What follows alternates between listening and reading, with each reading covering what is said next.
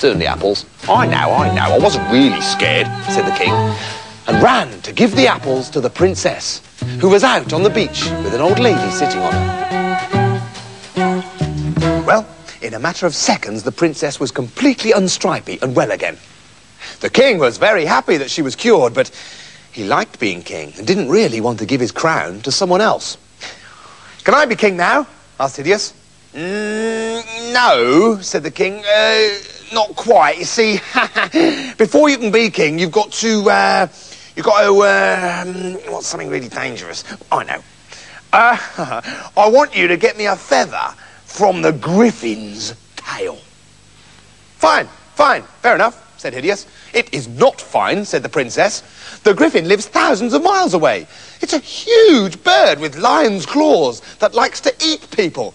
It's too dangerous. I think I preferred you when you was a deck chair, said the king. Well, I'm better now, said the princess, and I can speak for myself. I love this kind-hearted young man, and I want to marry him, even if he is ugly and hideous. How do you know my name? Said Hideous. I'm the king, so go and get the feather, all right? So off went Hideous. He walked for a while, then he ran for a while, because he had a long way to go, and arrived at a lake, hundreds of miles wide. And instead of a ferry boat to take people across, there was a tall man, as tall as 36 bean poles standing on top of the Eiffel Tower. And the tall man had to carry everybody across. Hello, Shorty, said ugly Hideous. Oh, tee-hee, everyone does that joke, said the tall man. Where are you going then, handsome? I'm off to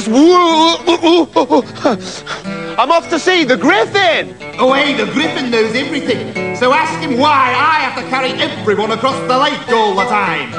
Why, certainly, said Hideous. And as he reached the other side of the lake, he saw the Griffin's house. He knocked on the door, and the Griffin answered. Good evening, Griffin. Oh, God, dear, no, God bless your soul, dearie. I'm not the Griffin. I'm the Griffin's wife. And lucky for you, too, because if my husband saw you, he'd eat you up.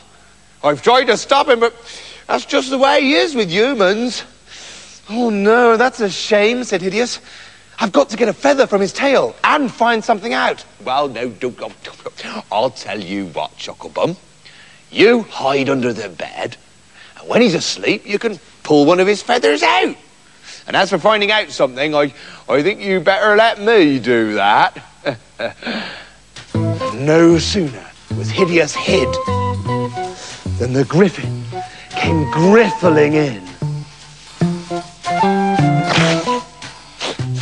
Ach so, this is Griffin. I can smell a human being. Yeah, that's right, love, said Mrs. Griffin. There was one here today, but I soon sent him away. Good. I don't want any of them in the house, said the Griffin, and went straight to sleep. And when he heard the Griffin snoring, Hideous reached out and pulled the feather from his tail. The Griffin woke up instantly. Ach, mein body, Mrs. Griffin. I smell a human, and someone was pulling at my tail. Oh, you've been dreaming, Blossom, said his wife.